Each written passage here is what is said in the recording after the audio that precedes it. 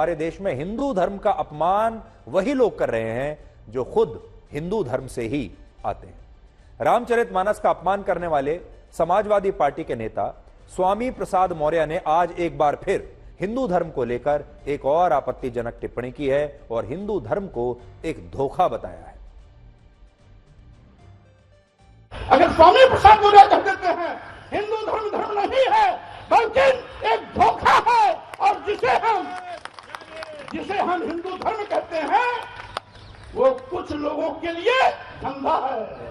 जब हम कहते हैं कि ये कुछ लोगों के लिए धंधा है तब पूरे देश में भूचाल मच जाता है।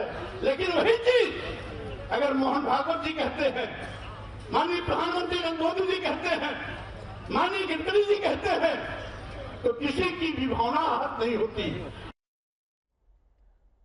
आपने नोट किया होगा आजकल सनातन धर्म का अपमान करना एक फैशन सा हो गया है। डीएमके के नेता भी अभी सनातन धर्म का अपमान कर रहे थे। कुछ दक्षिण भारत के नेता उत्तर भारत के लोगों का अपमान करते रहते हैं, बिहार के लोगों का अपमान करते रहते हैं, और हिंदू धर्म का अपमान करना तो अब एक फैशन बन गया है। इन सारे नेताओं को ऐसा लगता है कि अगर ये हिंदू धर्म का अपमान करेंगे तो हमारे ही देश के कुछ दूसरे धर्म के लोग और हमारे ही देश का एक खास वर्ग खुश हो जाएगा। वो इस बात से प्रसन्न हो जाएगा कि ये लोग, ये नेता हिंदू धर्म का अपमान कर रहे हैं, और प्रसन्न होकर वो जो एक ऐसा वर्ग है वो इन्हें वोट दे देगा। अब आप सोचिए, क्या कोई भी व्यक्ति किसी भी धर्म का हो, क्या वो किसी दूसरे धर्म का अपमान देखते हुए प्रसन्न होगा? क्या प्रसन्न होना चाहिए? क्या सिर्फ इस आधार पर वोट दे देना चाहिए किसी नेता को क्योंकि उसने हिंदू धर्म का अपमान किया है? लेकिन आजकल हो यही रहा है।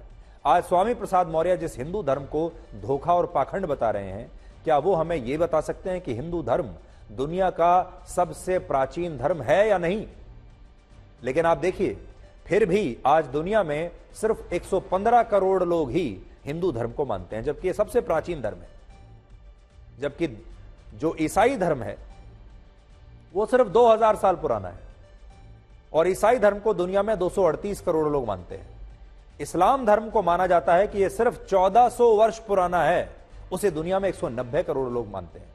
और यह अंतर इसलिए है क्योंकि हिंदू धर्म में कभी भी धर्म के प्रचार प्रसार के लिए युद्ध नहीं लड़े गए। हिंदू धर्म कभी भी आक्रामक नहीं रहा। हिंदू धर्म ने कभी भी लोगों से जबरदस्ती अपने आप को कन्वर्ट होने के लिए नहीं कहा। हिंदू धर्म ने कभी किसी के ऊपर आक्रमण नहीं किया, जबकि हिंदू धर्म सबसे पुराना धर्म है। हिंदू धर्म मूल सनातन धर्म का प्रतीक है, और सनातन का अर्थ होता है सदा, और धर्म का अर्थ होता है स्वभाव, यानी सदा रहने वाला स्वभाव ही सनातन धर्म कहलाता है। और इसीलिए सनातन धर्म दुनिया के बाकी तमाम धर्मों से अलग है, उनसे कहीं ज्यादा शांति प्रिय धर्म है। और आज इसीलिए हिंदू धर्म का मजाक उड़ाना, हिंदू धर्म का अपमान करना, सनातन धर्म का अपमान करना लोगों को इतना आसान लगता है क्योंकि यहां बदले की भावना नहीं है। और सनातन धर्म का अपमान करके स्वामी प्रसाद मौर्य जैसे जो नेता हैं वो तालियां बजवाकर इसी देश में बड़े आराम से चले जाते हैं, कुछ नहीं होता। इनको हमारी चुनौती है, ये इस्लाम धर्म का अपमान करके इसी मंच से दिखाएं और फिर देखें कि क्या होता है। दुख की बात यह है कि इसी धर्म को मानने वाले स्वामी प्रसाद मौर्य जैसे नेता हिंदू धर्म का अपमान करते हैं, और सब कुछ लोकतंत्र के नाम पर होता है, आजादी के नाम पर होता है। आज हमारा एक सवाल है, क्या लोकतंत्र के नाम पर इस तरह की कोई भी टिप्पणी किसी दूसरे धर्म को लेकर हमारे देश में की जा सकती है, और होगी तो क्या यह सही मानी जाएगी?